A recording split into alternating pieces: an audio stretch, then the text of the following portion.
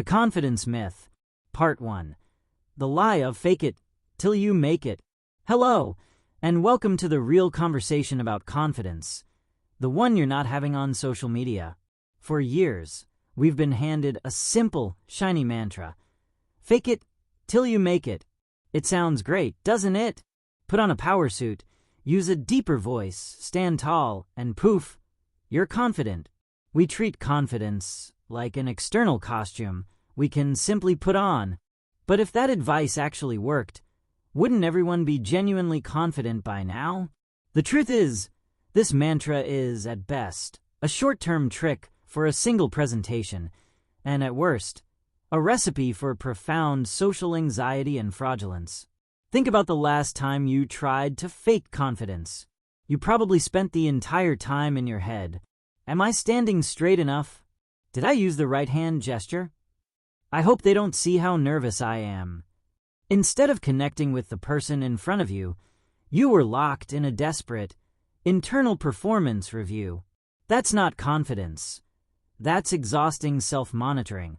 The hidden problem, the confidence deficit. The real problem isn't your posture.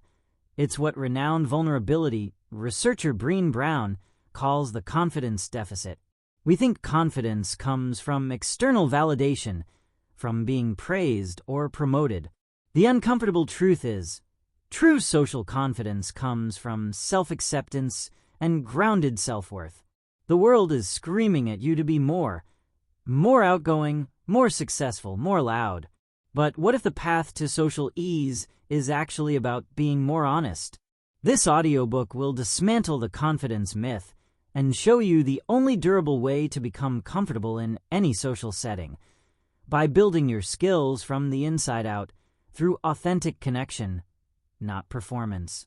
We're going to start by tackling the biggest block to genuine connection, the fear of being seen. Part 2, the problems, the spotlight effect and performative anxiety. Problem 1, the tyranny of the spotlight effect. The primary reason we feel anxious in social settings is that we believe everyone is watching and judging our every move. Psychologists call this the spotlight effect. Studies from Cornell University found that people consistently overestimate how much others are paying attention to their appearance, mistakes, and actions. For example, participants asked to wear a deeply embarrassing t-shirt greatly overestimated the number of people who noticed it. In reality, far fewer people remembered the shirt than the wearer predicted. Narrator, this is huge. Most of your social anxiety is based on a lie, that you are the central character in everyone else's movie. Imagine you trip over air while walking into a cafe. You feel your face burn, convinced the entire establishment is reviewing your lack of coordination. But the guy on his laptop is worried about his looming deadline. The woman at the counter is thinking about what she'll cook for dinner. People are primarily concerned with their own internal world. Failing to understand the spotlight effect leads to constant self-censorship. You don't speak up in a meeting, not because you lack the idea, but because you fear the one person who might judge you. Problem 2, the vicious cycle of avoidance. Many people deal with social discomfort by simply avoiding social interaction. This is where the problem becomes entrenched. Psychology tells us that we learn to be comfortable by repeated, successful exposure to what we fear. If you avoid speaking up, your brain interprets the avoidance as a successful strategy. It rewards you with temporary relief from anxiety. But this avoidance is a toxic win. You miss the opportunity to learn that you could survive the interaction, and your fear of the situation actually increases the next time it arises.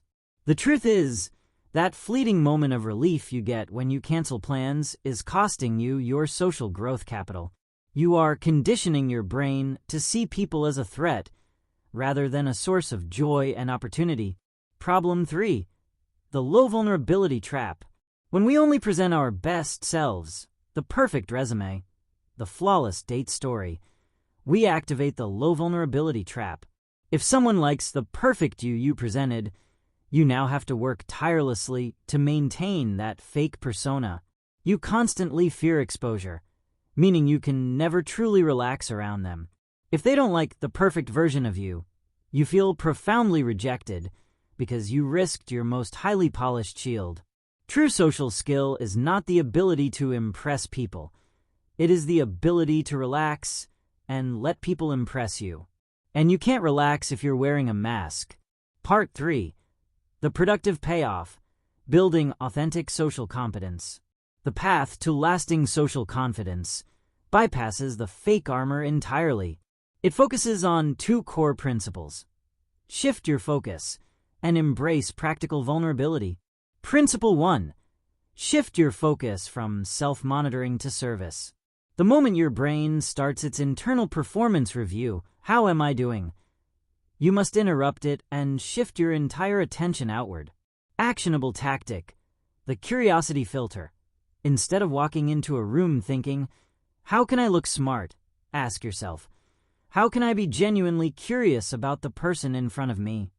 When you engage in conversation, your goal is to uncover something about them. Ask open-ended questions. What's the most surprising thing you've learned lately? What's a project you're working on that you're genuinely excited about? This is the social secret of great communicators. They are not focused on transmitting their own greatness. They are focused on receiving the other person's story. The instant you focus on being interested rather than interesting, the pressure on you dissolves. You become a listener, and people are drawn to great listeners. Principle 2. The power of practical vulnerability. Vulnerability does not mean crying in public or airing all your trauma. Practical vulnerability is about making small, safe, truthful disclosures that open the door to genuine connection. Actionable tactic. The low-stakes truth. Start with easy, relatable disclosures. Instead of, everything is great, I'm so busy. Try, honestly, I'm a little frazzled today. I spilled coffee on my shirt this morning, but I'm thrilled to be here. Example. The professional. Imagine a high-stakes meeting. If the presenter starts by saying, I'm genuinely nervous about presenting this data, but I'm confident in the findings, they instantly disarm the room. They acknowledge the human feeling and then immediately pivot to competence. This makes them relatable and trustworthy. When you introduce a minor, human flaw, you signal to the other person, you can be yourself around me. This gives them permission to relax, which in turn allows you to relax. This is the social reciprocity of honesty. Principle 3. The non-attachment protocol. Finally, true social skill means mastering non-attachment to the outcome of any interaction. You must be okay with the conversation ending awkwardly, with the joke falling flat, or with the person not liking you. Narrator. This connects directly back to your self-worth. If your self-worth is independent of whether a conversation went well, you are free to try, fail, and learn. Non-attachment tactic. Before walking into a tough social situation, tell yourself, my goal is not to be liked. My goal is to be present and to learn one new thing about one person. If you achieve that goal, the interaction was a success, regardless of the social results. Part 4. Conclusion and the commitment to action. The confidence myth tells you that you must act like you know it all. The uncomfortable truth is that social competence is built on the willingness to admit you are human. Stop trying to be interesting and start trying to be interested. Stop trying to perform and start trying to connect. Your confidence is not a destination.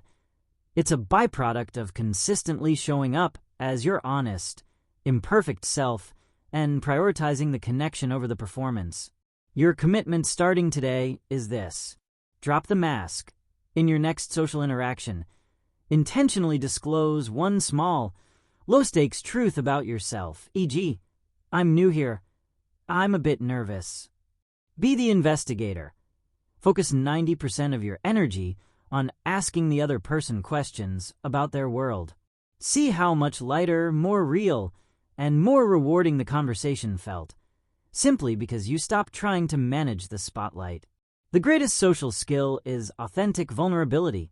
It is the shortcut to genuine connection, and the only way to build confidence that can never be faked or taken away. Show up as yourself. The world is waiting to meet you.